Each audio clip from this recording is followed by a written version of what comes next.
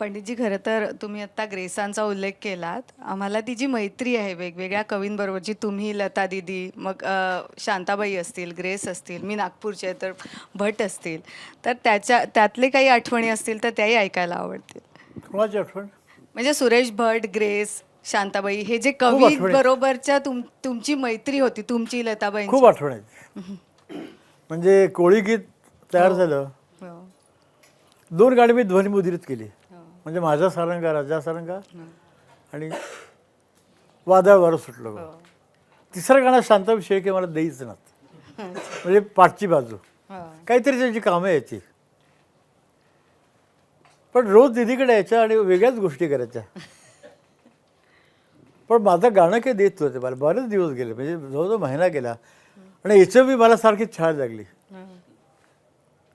मग मी मिस्टर प्रभुडेंकडे गेलो.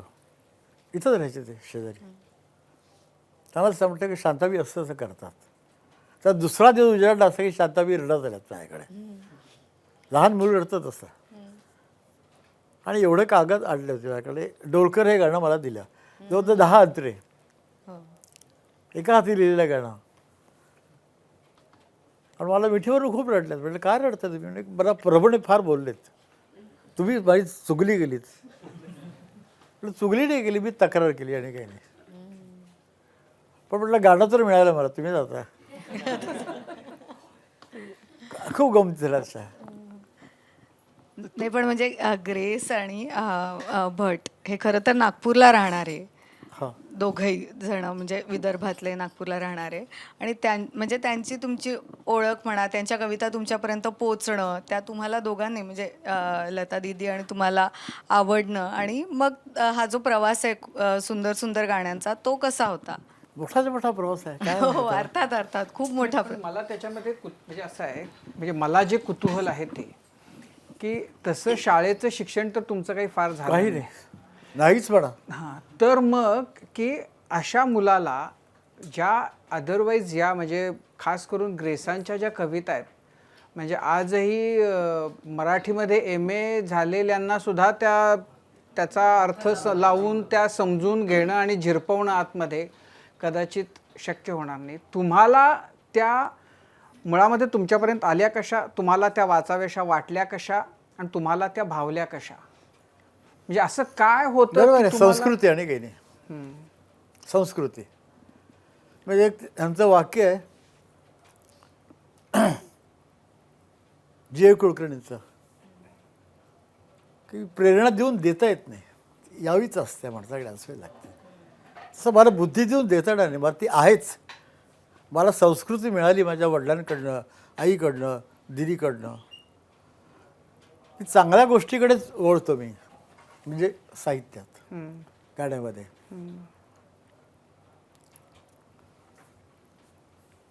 असं वाटलं की ही जी भावगीतं ती चालू होती, खूप गुळगुळीत होती, सगळ्यांना आवडणारी होती, लावण्यातच असतातच. मला असं वाटतं अंतर्मुख होणारं काव्य शोधलं पाहिजे. भारत तांबे, ग्रेस, गझलमध्ये सुरेश भट, अशा सगळ्या कवी एक शोधत गेलो. सगळ्यात ज्ञानेश्वर, हे आता आपण ऐकलं, अवचिता परिमळ. आता शेवटचं त्यांनी मध्ये म्हटलंय की बोलून ठेलं मला तव झाले आन. त्यावेळेला कळलं मला की माझे प्राण चोखून घेतले त्याने, चोखून घेतले प्राणही माझे माय. तसं दिदीनी आयुष्यात केलं मला. ती सगळं शिकवलं, पण ती गेली, प्राण चोखून घेतले पाहिजे. हे सगळी संस्कृती आहे आणि काही नाही. वडील गेलेत, इतका लहान आहे की शाळेत जाणं वगैरे शक्य नाही, माझा पाय खराब आहे. खेडेगावात आहे, ठाणेर, जिथं सायकल चालायची नाही, जिकडे दिवे नव्हते, तिकडे नळ नव्हते, विहिरीचं पाणी, असं गाव ते, छोटंसं गाव. तिथं लहान मुलं खेळतात त्या वयात, मी खेळणार कसं, माझा पायच नव्हता बरोबर. आता खूप ठीक आहे, तर अजिबात खराब होता. तेच आशातीचं मी तुम्हाला सांगतो की आशातीने ते बालपण इतकं विलक्षण काढलं आहे माझ्याबरोबर. हे अगदी लोकांना कळलंच पाहिजे, प्रेक्षकांना, की ती माझ्यापेक्षा 4 वर्षांनी मोठी आहे. पण आईने मला कधी घेतलं नाही इतकं, किंवा दिदीने पण घेतलं नाही, का दिदी कामाला होती, तितकं आशाताईने मला घेतलं. म्हणजे आमच्या घरातून तापी जवळजवळ मैलात बोलतो, किलोमीटर भाषा होती त्याला. 1.5-2 मैल होती तापी नदी. एका बाजूला किल्ला होता जुना, ती राजधानी थाळनेर, पण आता पडकी झाली आहे ती. त्यावेळेला फारच पडकी होती, आता एका छान झाली असेल. एका बाजूला डोह आहे तापीचा, आणि अशा ती त्या तापी नदीवरती कपडे धुवायची सगळ्यांचे. तो गठ्ठा एका हातात, मला अजिबात चालता येत नाही, पण मी उंच होतो, ती मी कडल बसलेला तिच्या. 2 मैल चालत यायची बिचारी, असं एक नाही, रोज. अन्न काय तर भाकरी आणि तिखट आणि तेल, भाजी माहिती नाही, भात माहिती नाही, काही नाही, वर्षानुवर्ष. त्या अवस्थेमध्ये सगळा स्वयंपाक करणं, आईची सेवा करणं आणि माझी सेवा करणं अशी इतकी वाईट, की सतत तिच्या, आपण ती कथा असतो ना, ते भूत बसलं होतं तिच्या खांद्यावरती सिंधबादच्या, आणि ते उतरे ना, तसं माझं भूत अशा तिच्या कडेवरती बसलं होतं वर्षानुवर्ष. आणि ती मला कडेवरच सगळं काम करायची. मला खोटं वाटेल, ती खेळायची पण, आट्यापट्या पण खेळायची. ती काय केलं, मुला लहान बरोबर खेळ करायची. कारण दिदी कामावरती होती, मीना ती अशक्त होती, म्हणून ती दिदी बरोबर होती. मी लहान, पायाने बोन टी झालेला होता. उषादी माझ्यापेक्षा 1.5 वर्षांनी मोठी आहे, ती लहान होती. मग मोठा आणि घट्ट कोण आशाताई. तर तिचं बालपण फार वाईट गेलं.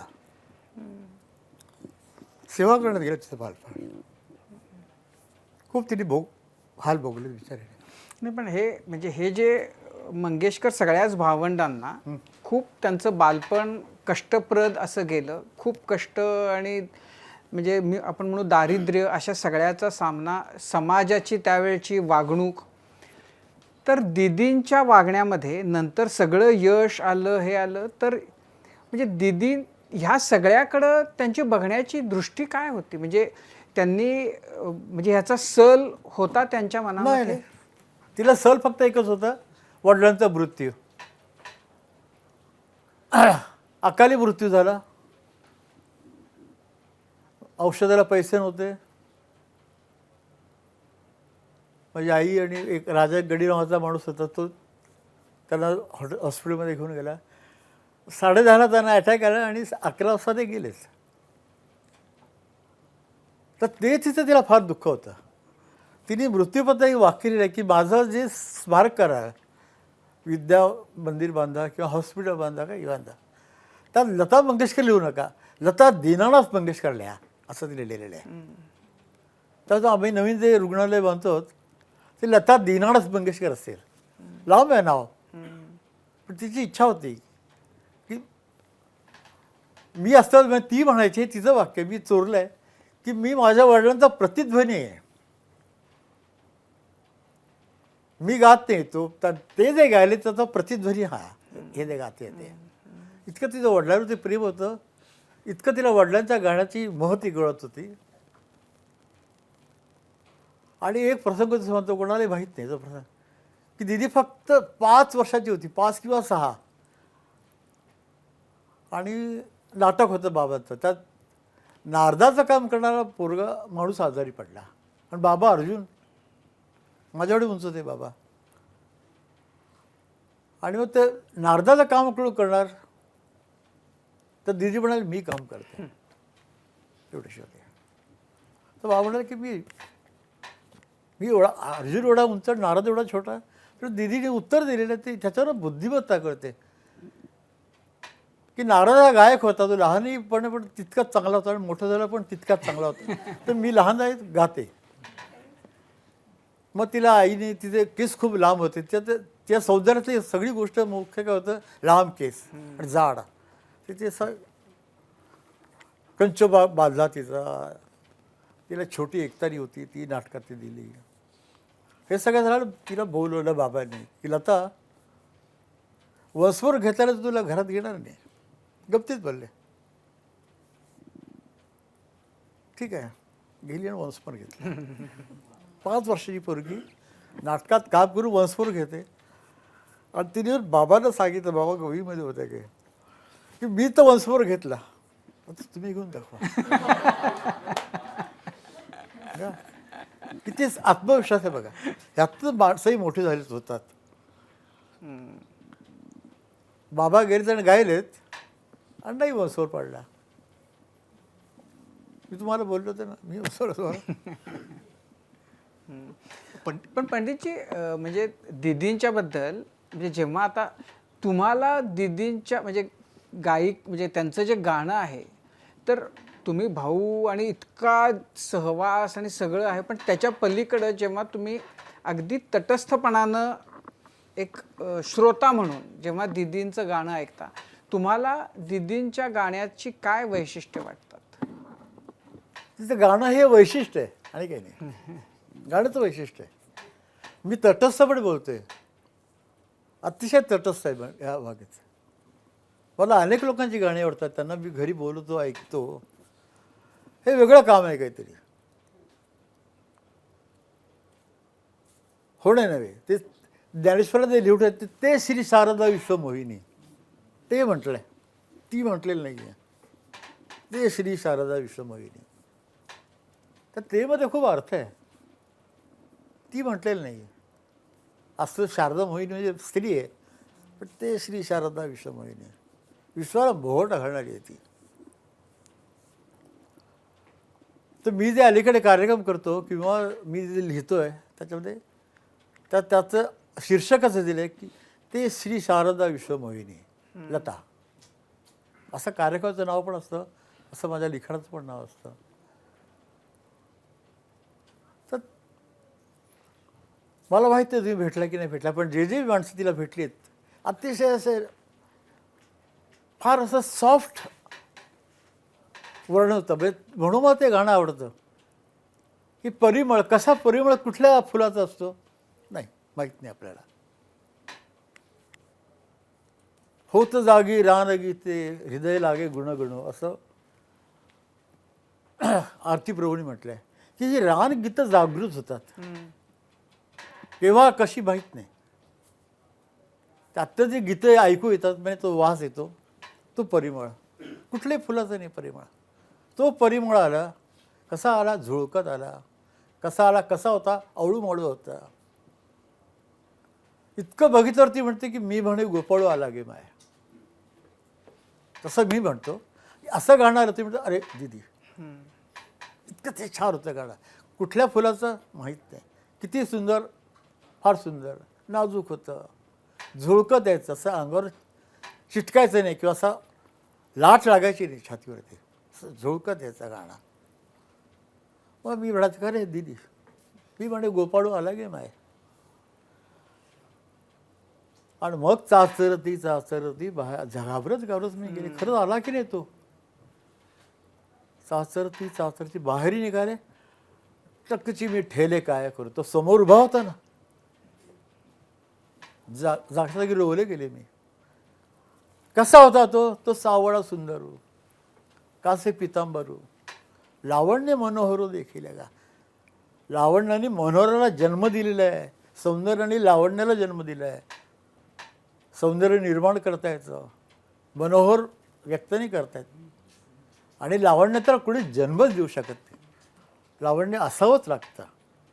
तर हिचं गाणं लावण्यमय होतं, ते कुणी निर्माण केलं नव्हतं. सौंदर्य निर्माण करता येतो.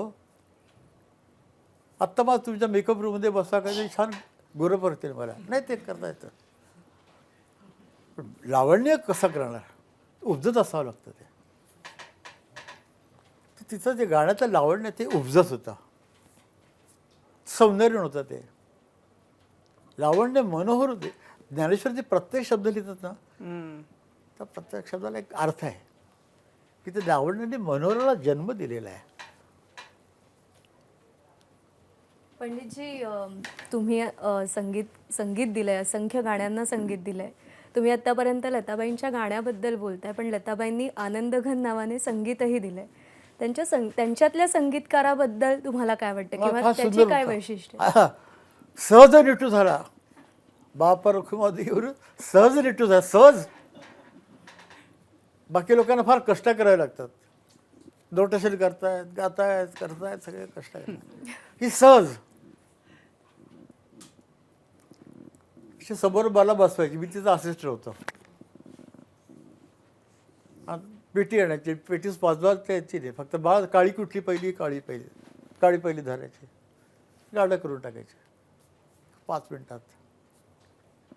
कसं आहे दीदी, फार छान आहे गाणं, याचं नोटेशनही करेल, याला म्युझिक पण करेल, मग रेकॉर्ड करूया.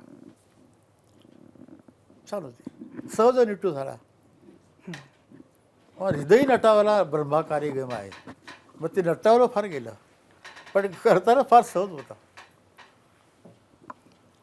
पंडितजी पण सर, त्यांनी फार का नाही केली म्हणजे फार का नाही संगीत दिलं, त्या का थांबल्या? नाही, ते संगीतकार नव्हते, तिला आवश्यकता पण नव्हती.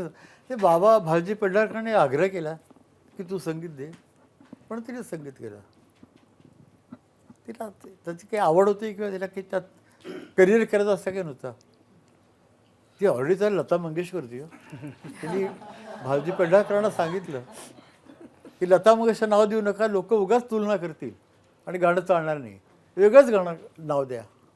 आनंदगान नाव घेतलं. सर एका त्यांच्याही गाण्यामध्ये खूप प्रयोगशीलता, म्हणजे त्यांची प्रयोगशीलता जी संगीतामधली आहे हो, ती पण खूप ती समज आहे. आता काय करणार त्याला, असे किती आपण संगीत. जयदेवजी कसे ते सहज होते, मदन मोहन सहज होते, है ना.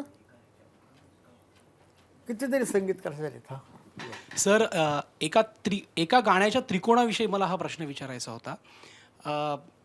मालवून टाकदीप, हा, मालवून टाकदीप चेतवून अंग अंग, हे जे सुंदर गाणं आहे त्याची चाल, ऐकू नाही आलं मला. मालवून टाकदीप, मालवून टाकदीप. तर याची सुंदर चाल तुम्ही बांधलीत. हो, ती चाल, त्याचे इतके मोहात पाडणारे शब्द, हो. आणि त्यापेक्षाही वरचढ ठरेल असा दीदींचा आवाज, म्हणजे पहिला आलाप त्यांनी घेतल्यापासून हो. आजही त्या गाण्यामध्ये प्रत्येकाला वेगळं काहीतरी मिळतं. त्या गाण्याची जन्मकथा कशी होती आणि ते गाणं करताना तुमच्या मनात विचार काय होता चाल बांधताना, कारण शब्द फारच. नाही, मला ते गाणं भट साहेबांची माझी अशी ओळख होती, इतका स्नेह होता. त्यांना अशी सवय होती की कुठलंही गाणं देता, काव्य दिलं की त्यांनी चाल ते गाऊन दाखवायचे. जे कोणी इथं विदर्भातले असतील त्यांना कळेल की ते एक कुठला तरी राग धरायचे आणि ते गायचे. तर मी त्यांना अट घातली होती की तुम्ही तुमचं गाणं मला ऐकवू नका, लिहून द्या, कारण तुमची चाल एकदा मला डोक्यात बसली की ती मला जाणार नाही. आणि तुमची चाल ठीक असते, म्हणजे त्या रागात धरून असते. त्यांनी मान्य केलं, मला पाठवून दिला आवडतं गाणं. पण जे हे ज्ञानेश्वरांच्या गाण्यात झालं तेच ह्या गाण्यात झालं. धाडसच होईना की या शब्दांना कशी चाल लावणार. मग एक जुने गायक होते पंडित दिलीपचंद बेदी म्हणून, यांचे शिष्य भास्कर बाबांचे शिष्य होते. ते हुसराला गाणं शिकवायचे. हुसरा भगतांची जोडी होती, तर ते हुसराचे गाणं शिकवायचे. आणि मी वयाच्या 5 वर्षातून तंबोरा होतो, तर त्यांच्या पाठी मला बसवायची तंबोरा धरून. लहान होतो मी. ते त्यांना शिवायच्या बंदिशी मला पाठ झाल्यात त्यांच्यापेक्षा जास्ती.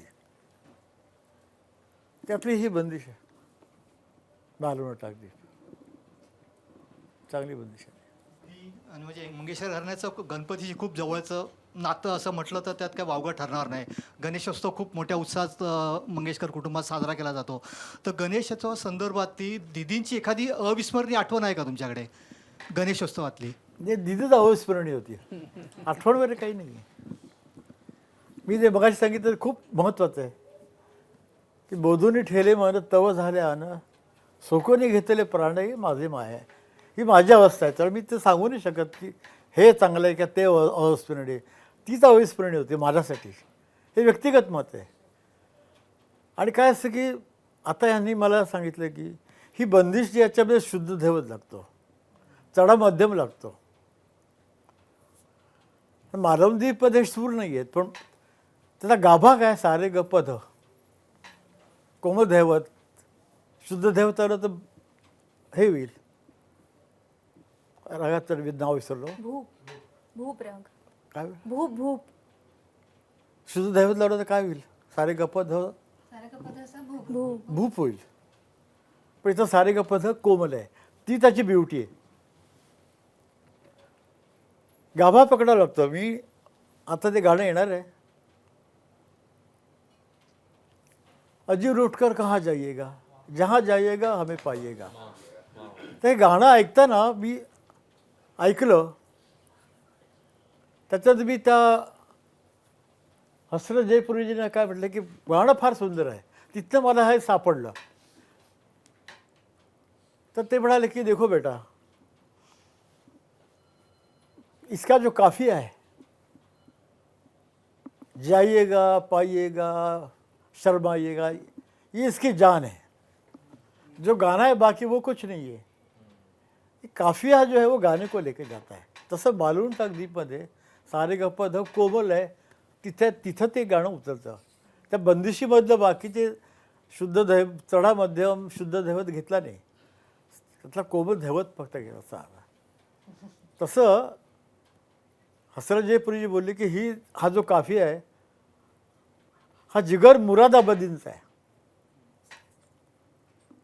पण मी थोडा काफिया घेतला आणि गाणं तयार केलं, कारण त्यालाच महत्त्व आहे, बाकीच्या गाण्याला महत्त्व नाही. जाइएगा पाइएगा शर्माइएगा आइएगा हे जे काफी आहेत, त्याच्यामुळे ते गाणं वरती गेलं. त्या नायिकेची व्यक्तिमत्व उभं राहिलं, किती नम्र आहे, ती किती प्रेम करते. तर कलाकाराला हे बघावं लागतं की ते चांगलं ते उचलून घ्यायचं त्यातलं. त्या बंदिशीमध्ये फक्त सारे गप्पा एवढंच उचललेलं आहे आणि काही उचललं नाही. आणि बाकीचं जे होतं शुद्ध चढामध्ये ते खडू वगैरे टाकलं.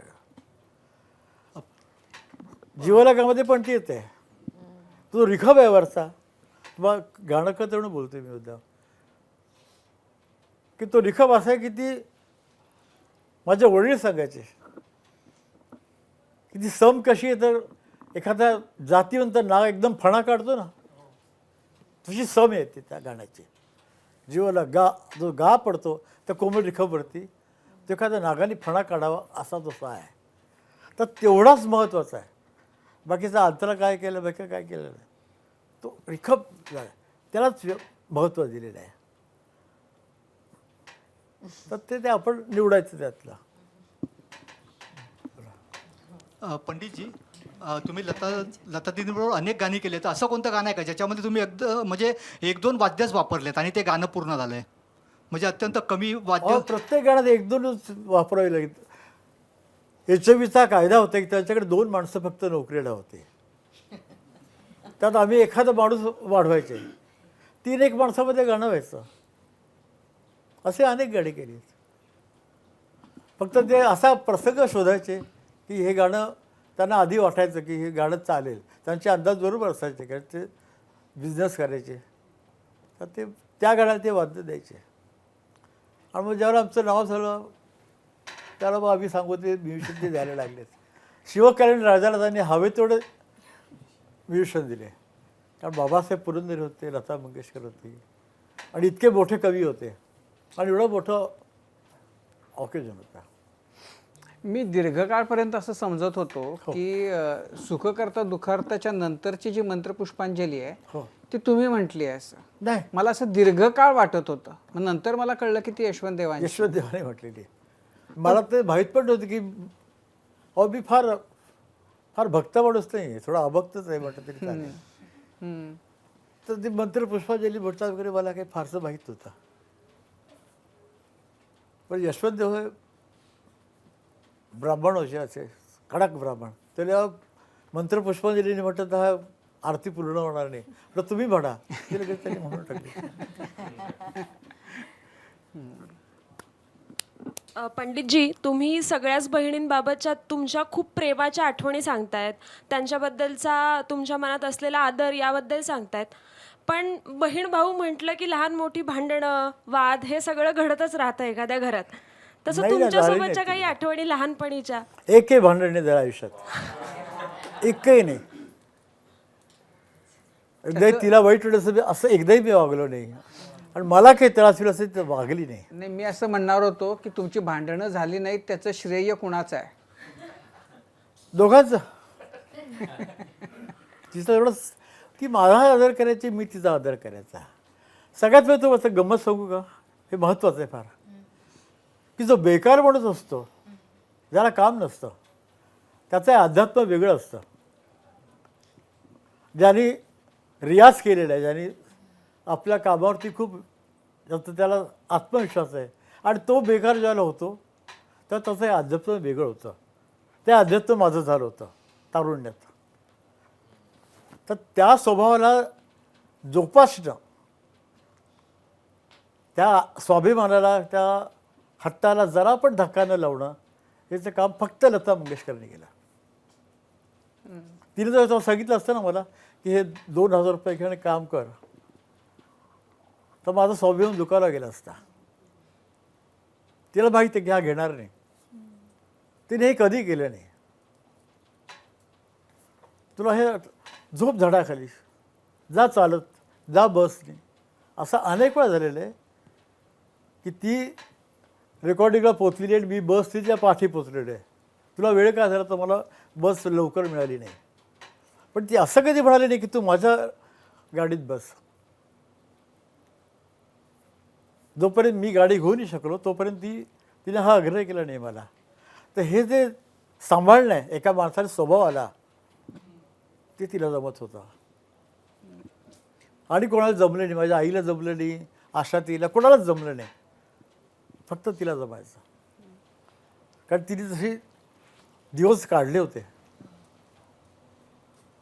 तो आत्मा अनुभव होता, तो स्वानुभव होता तो. पण म्हणजे आता असं होतं की तुमच्या घरामध्ये दीदी आणि आशाताई ह्या म्हणजे एका पाठोपाठ एक यशाच्या शिखरावर गेल्या होत्या.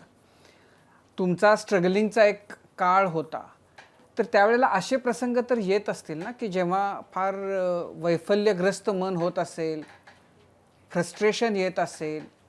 दीदींचं त्याबद्दलचं काय सांगणं होतं? नाही नाही, सगळ्यात काय झालं तुम्हाला मी अधोवाक्य बोलत मी नीट ऐकलं नाही ते, की ज्यांनी रियाज केलेला आहे, ज्यांनी काही कबवलं आहे, त्याला फ्रस्ट्रेशन येत नाही. त्याला माहीत असतं की आपण ठीक आहोत. जो जर्रा जी जगा आहे वही आफताब आहे. मी धुरीकण आहे पण प्रतिसूर्य आहे, हे मला माहीत होतं की ठीक आहे मी धूळ आहे पण मी आफताब आहे. अपने हद से ना ज़्यादा इश्क में पड़े कोई, आपली हद्द सोडायची नाही. जो जर्रा जी जगा है वही आफताब है. पण ही जाणीव तुम्हाला कोणत्या टप्प्यावर झाली? जाणीव मला पहिल्यापासून झाली. मी आपल्याला बोललो ना की ठाणेरमध्ये मी गेलो, त्याला वाचायचं काय, याला खेळता तर येत नाही, हा कुठं जात तर नाही. मग आईकडे सांगायचं पुस्तकं वा, बरं गोष्ट सांग. मग त्या गोष्टी संपल्यात, आता काहीतरी सांग. मग ती बाबांची पुस्तकं काढायची. अहो त्यात वीर वामनराव जोशी होते, स्वातंत्र्यवीर विनायक दामोदर सावरकर होते, जे संजय खडग वाचलंय वयाच्या 5व्या वर्षी मी. हे माझ्यात संस्कार झालेले आहेत. तर कळायची नाही भाषा. शतजन्म शोधिताना शत आरती वर्षाला म्हणजे काय कळायचं नाही. मग ज्याला बुद्धी आली त्याला मी सगळ्या कवींना विचारायला लागलो.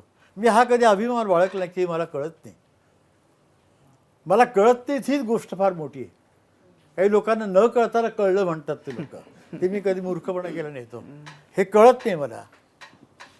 मग गोनी दांडेकर होते, बाबासाहेब पुरंदरे होते, शांताबाई शेळके, शंकर वैद्य होते, रामभाऊ शेवाळकर होते. यांना मी विचारायचं बसून की बोधुरी ठेले म्हणणं म्हणजे काय आणि आज म्हणजे काय आणि सोकुनी म्हणजे काय, हे विचारलं आहे मी. हे माझ्या मनाचे तारे तोडत नाही आहे. हे विद्वान लोकांनी सांगितलं मी तुमच्यापुढे आणतोय आणि काही नाही. स्मरणशक्ती बरी असल्यामुळे ते पाठ आहे सगळं. नाही पण म्हणजे मी म्हणतो की फ्रस्ट्रेशन वगैरे नाही, पण निराश म्हणजे असं कधी नाही, असं नाही, झालंच कधी नाही की नैराश्य आयुष्यात आलंच नाही निराश की बिलकुल नैराश्य आलं नाही. कोणत्याही गोष्टीमुळं की म्हणजे समजा एखाद्या प्रसंगामध्ये म्हणजे एखादं आपल्याला फार भावलेली आपली एखादी कलाकृती एखादं गाणं त्याला अपेक्षित प्रतिसाद जेव्हा मिळत नाही तेव्हा एखाद्या तो कितीही मनस्वी असला कलाकार तरीसुद्धा त्याला दुःख आणि थोडं नैराश्य येऊ शकतं ना की हे आपल्याला जे म्हणायचं आहे ते पोचत नाही आहे याच्यातनंही नैराश्य येऊ शकतं ना. असेल लोकांचं, मला माझं नाही. मला माहित होतं की हे गाणं चालणार नाहीच. तिने सांजा सखे मिळालं लोकांना कळणारच नाही. तर ठीक आहे, आज जे उद्या कळेल. अच्छा. पुढचा विचार केला, ज्याला दृष्टपट म्हणतो ना आपण, ते असावं माझ्यात की हे आज कळत नाही, उद्या कळेल, काल कळेल. पण ही जी तुमच्यामध्ये सततची ही जी उर्मी आहे की नंतर कळेल पण मला हे करायचंय, हो. म्हणजे ग्रेसांची कविता सर्वसामान्यांना नाही कळणार, ती अत्यंत दुर्बोध आहे पण मला ती चालीत बांधून मला ती लोकांपर्यंत घेऊन जायची आहे. उद्या कळेल, आज नाही. तर ह्याच्या मागं काय अनुवंशिक म्हणा तुम्ही. माझे वडील असेच होते. मानपांच्या चाली त्यांनी बदलल्या, तो त्यांना किती त्यांच्यावर टीका झाली होती, पण त्यांनी ते घेतलं ना. अनुवंशिक असेल हे. पण मला असं वाटतं की ग्रेस इतकं छान लिहित आहेत, हे का पुस्तकातच अडकून ठेवावं ना, रोकलमध्ये आणावं असं मला वाटतं. मला आवडलं ते, आणि तुमच्या आशीर्वादाने मला अर्थ पण कळला. असं नाही की मी न कळलं नाही त्याच्यामध्ये, कारण ग्रेस अशी होती की जर अर्थ विचारला तर तुम्ही काढा असं म्हणायचे ते. तर त्यांना अर्थ तुम्हाला वाटलं, मला वाटला. पण असं कधी झालं की कवितेचे शब्द जे आहेत ते फार प्रेमात पाडणारे आहेत पण त्याचा अर्थ कळत नाहीये आणि असं वाटलं की नाही कळला तरी हरकत नाही, आपण त्याचं गाणं करून टाकू, कळेल तेव्हा अर्थ कळेल. सुरुवातीलाच झालं, तिने साधा कळलं. पण कदक गोल हा मरीची माली जोडी जो सोयशा चक्रवाल हे पवित्र येजी शांत गभीर निशा त्रिलोक गावी मारुत तैशा निर्मळ दाही दिशा. तैसा नाही, तैशा आहे. साक्षी असे अमर करुणे तव कर कर धरीला. हे मेच्या मुलाला विचारा, त्याला सांगता येणार नाही ह्याचा अर्थ. मला कसा कळणार? मी भाऊसाहेब खांडेकरांकडे गेलो, कोल्हापूरला होते, ते चांगली ओळख होते. तर मला हे गाणं समजावून सांगा. तर त्यांनी उत्कृष्ट समजावून सांगितलं. अरे म्हटलं अंतरा फारच छान आहे. मुखडा कळला पण हे कळलं नाही. तर ही वृत्ती माझ्या आजही आणि त्यावेळेला फार होती. तर जे कळलं तुम्ही मोठ्या माणसाकडे जाऊन विचारायचं, हे बरोबर आहे का. माझी निर्मिती जी आहे क्षमता ती मी कोणाला विचारली नाही, कोणाचाही सल्ला घेतला नाही. मला ते सुचलं ते मला सुचलं ना. मी दिदीला पण विचारलं नाही कधी हे चांगलं आहे का वाईट आहे, कारण ते माझं आहे. पण ताबेली ज्याची निर्मिती ती मला समजली नाही तर जरी विचारली नाही. पण जोपर्यंत ते कळत नाही तोपर्यंत त्याला पुढं हात घालायचा नाही असंही तुमचं होतं. अर्थातच तसं पाहिजेलच, नाही तर भटकेल ना माणूस कुठं, ते भलतेकडे जाईल. पण मग असंही काही आहे की जे तुम्हाला तुमच्या भावलं लक्षात आलं का की तिन्ही सांजाची जी लय आहे ती तिन्ही सांजा सखे मिळाल्या देई वचन तुला आजपासून जीवे अधिक तू माझ्या हृदयाला. हा ना, 4 मात्रामध्ये. ही जर चाल लावली असते या तालामध्ये तर गाणं कसं वाटलं असतं ते. नाही, ताल मी बदलला, दादरात केला, त्याला जरा गंभीर केलं, ही जी शांत गंभीर दिशा केला आणि काही नाही. त्यावर टीका झाली. पण आज लोक म्हणतात हे बरोबर आहे, हे लय तोडली, हे बरोबर केले यांनी. पण त्यावेळी टीका झाली होती याच्यावर. भरपूर. अहो टीकेमुळे तर जास्त करायची इच्छा पण टीकाकारांना खोटं पाडणं ह्याचा आनंद असेल. नाही केलं, बिलकुल नाही. अशा गोष्टीचा आनंद घ्यायची सवयच नाही. गाणं मी चांगलं केलं असं मला वाटलं, मला आनंद मिळाला. तो लोकांनी टीका करो त्यानंतर साक्षात्कार करो, आणि मी मानत नाही की साक्षात्कार झाला त्यांना. काळ बदलला, ओघामध्ये हे पण आवडायला लागलं. तुमचा मी कट्टा बघितला, त्या साडीचं वर्णन केलं, की हिरवी साडी काय लाल साडी, एवढं ते लोकांना आवडतं गाणं. गुलाबी साडी. हो, सगळे लोक धावत आले. माझ्या घरची पोरं जी काम करतात ना, ते गाणं ऐकून. असं झालं असेल, त्यांना साक्षात्कार झाला असेल त्या गाण्याचा. असं होतं ना. तर मला त्याचा आनंद आहे की साक्षात्कार झाल्यावर काही नाही, काळ बदलला. मुरलं असेल लोणचं असं म्हणूया आपण. फार फार पंडितजी थोडंसं तुमच्या संगीताकडे घेऊन येते. तरुण आहे रात्र अजूनी हे गाणं ऐकताना बघ तुला पुसतोच आहे पश्चिमेचा गारवारा, हे म्हणताना जी तान आहे ती वाऱ्यासारखी नाही, ती वादळासारखी आहे आणि ती अजूनही कोणाला फारशी तेवढी झेपत नाही. एक संगीतकार म्हणून तिथे संगीत देताना अशा पद्धतीची तान तिथे येण्यामागे काय विचार होता तुमचा? विचारलं काय नव्हतं. मला असं वाटलं की गारं वारा असा वाहत वाहत कसा जाईल, एवढीच कल्पना येईल आणि काही नाही. त्या गाण्याची पार्श्वभूमी काय आहे? काहीतरी मला कविता पाठवायची, त्यांची आवडती कविता आवडते मला, पाठवून द्यायची ती कविता. तेव्हा भेटून मला सांगायचे, गाऊन दाखवायचे. त्याला मी ती कविता घ्यायचा नाही.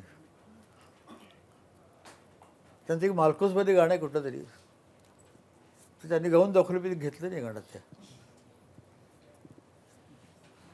गीत गंगेच्या तटावर ये तुझी घेऊन घागर असं ते म्हणायचे. तर म्हटलं नको ते गाणं. मग मी त्याला अट घातली की तुम्ही मला गाणं लिहून पाठवायचा, गाऊन दाखवू नका. पण जेव्हा ही तुमची अशी गाणी इतकी लोकप्रिय होत होती आणि म्हणजे त्यांना समाज काय म्हणजे अशी मान्यता मिळत होती आणि तुम्ही संगीत दिलं की त्याची उंची आणखीन वाढते, हा जेव्हा साक्षात्कार त्या काळातल्या बाकी कवींना होत असेल तर तुमच्यावर असा कवितांचा मारा होत असेल ना की आमच्या, मग तुम्ही काय करायचं त्या कवितांचे? मला आवडलेच कवी घेतले मी. साधारण तुम्हाला म्हणजे अशा रोजच कविता येत असतील ना की, खूप आहेत कविता, नाही घेतलं. पण तुम्ही वाचायचा तरी का? हो हो, अगदी आनंदाने, अगदी वाचतो. अलीकडे पण अगदी आतापर्यंत पण वाचतोय. पण मला ग्रेसच चांगले वाटते, आरती प्रभूच चांगला वाटला. कसे कसे हसायचे हसायचे आहे मला, हसत वेड्या जीवा, थोपटीत थोपटीत फुंकायचा आहे दिवा. लगेच डोळ्यावर पण चित्र आलं माझं. ही दृष्टांत कविता आहे. त्या कुणाला थोपटतोय, कुठे ते लहान मुलाला थोपटतोय. मग दिवा कशाला फुंकलाय, तर प्राण गेले त्या पोराचे. म्हणून मग तू विचारतोय कसे कसे हसायचे हसायचे आहे मला, हसत तर वेड्या जीवा, थोपटीत थोपटीत फुंकायचा आहे दिवा. हसायचे कुणासाठी, कुणासाठी कशापास, हे जे प्रश्न केले ते गाण्यात, हे घेण्याची शक्ती माझ्याकडे आहे. मी जो अर्थ त्यांना सांगितला तर ते त्यांनी मान्य केलं की माझ्या मुलाचा मृत्यू झाला होता त्यावेळेला हे लिहिलं गाणं आहे मी. मला ते दृष्ट दिसायला डोळ्यापुढं.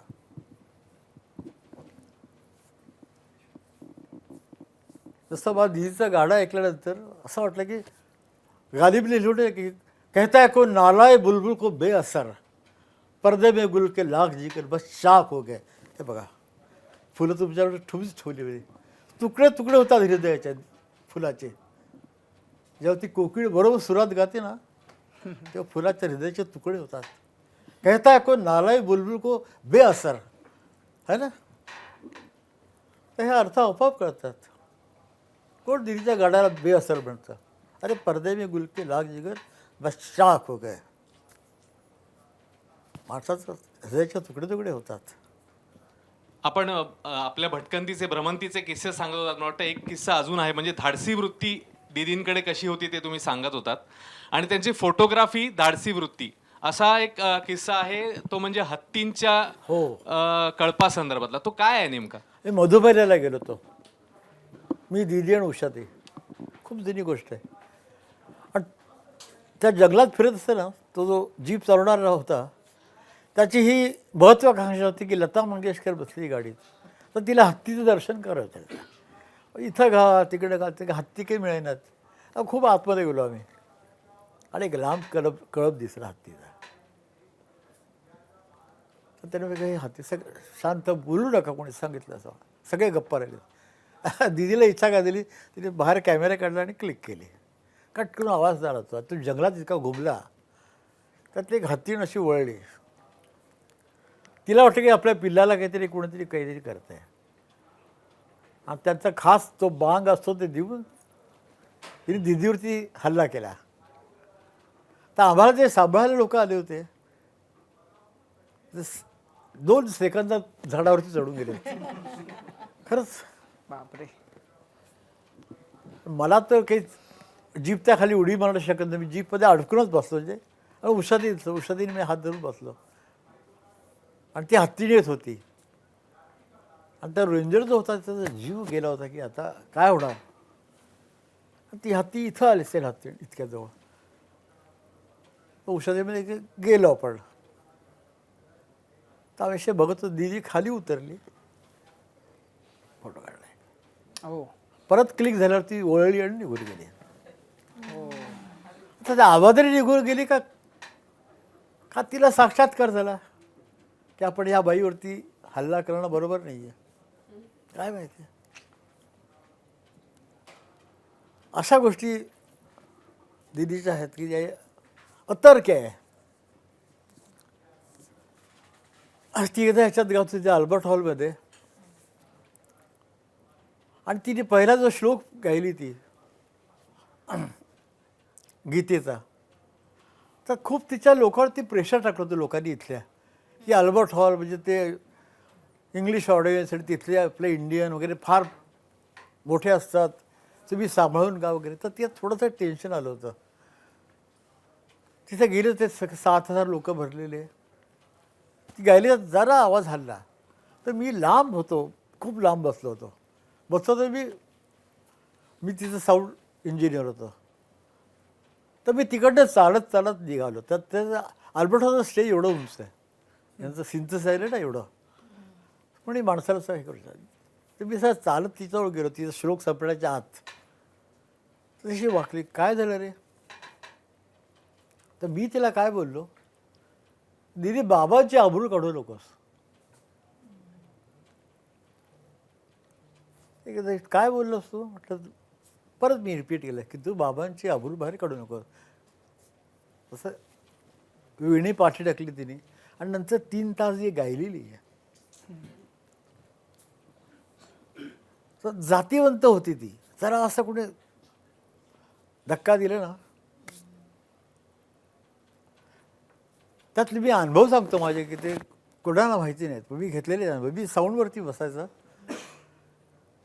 तर ते आय गाण्यावाला जो शेर आहे तो फार मोठा शेर आहे. सहसा शेर इतका मोठा नसतो, पण लांबच्या लांब शेर आहे. त्याच्यामध्ये एक शब्द येतो की या दिल धडक रहा है, धडक रहा है. तर दीदी अशी गाताना ते या दिल आणि तिने धडक इतका सुंदर म्हटला, इतका तो करेक्ट होता धडक की ते सगळे जे स्पीकरचे जे पडदे होते ते असे हल्लेत आणि एका क्षणी 7,000 माणूस उठून टाळी द्यायला लागला. मला हे कळलं की यांना काय कळलं या लोकांना. इंग्लिश लोक होते, त्याच्यामध्ये आफ्रिकन लोक होते, त्यांना धडक शब्द काय कळला. मराठी माणसावर धडक शब्द म्हणजे धडक बनले असं कळतं, पण तो वेगळा आहे. यात धडक राय, स्पंदन होतं हृदयाचं. हे त्यांना कसं कळलं. त्या सुरामधला एवढा असर होता की यादी धडक म्हणतात. तर ते स्पीकर तर हरलेच, पण 7,000 माणूस बरोबर टाळी भरली एका क्षणी. हा हे कैसा असर आहे आता हे गाण्यात. हा असर असा होता, जहाँ जाइएगा हमें पाइएगा असा असर होता आता. हे मी अनुभव घेतलेले स्वतः. तर काय ते विलक्षण होतं. ज्याचा मी साक्षीदार आहे. 82 वर्ष. मला किती त्रास होत असेल विचार करा तुम्ही. किती गेल्यानंतर मी जो आजारी झालो ते आत्ता येऊन तुझ्या सवय बसतं. सगळ्यांना वाटतं हे एक फॅशन करतो. नाही, फॅशन नाही. मी इतकं आश्चर्य झालं की माझा गळा आणि हे सगळं इतकं बारीक झालं होतं की चहा त्याने सगळी तुम्ही काहीतरी घालत जा, तर मी उपरणं घालायला लागलो. फॅशन वॅशन काही नाही. तर असं आयुष्याचा एक तुकडा तोडून निघून घेऊन गेली ती आणि ती तशी होती आणि तिने मला तसं सांभाळलं. आणि क्या है कि सुर की मार बहुत खराब होती है.